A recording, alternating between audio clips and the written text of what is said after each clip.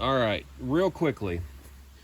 So what fails on these, at least in my experience, is your cable runs down into that block. Now this is the side that pulls the window down. You can see this one's disconnected. This is the side that pulls the window up.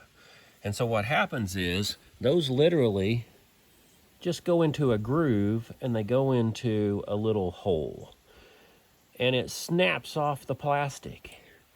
Well, as soon as that happens, the way this spool right here is made is it's real thin plastic, real cheap inside there. If you've ever used Teflon tape, the little spools that Teflon tape come on, basically that's it, except there's a center divider. And so it winds in on one half, it winds in while it winds out on the other half of the spool. And the motor just reverses, you know, to wind in this one and then wind out that one.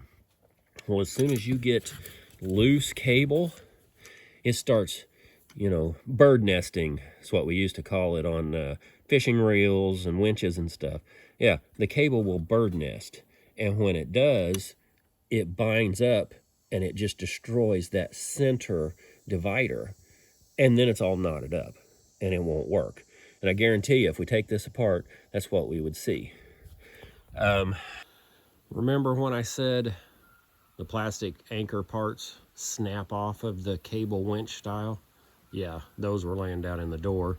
Now one of them's probably from the previous regulator, but I'm sure the other one is from this one.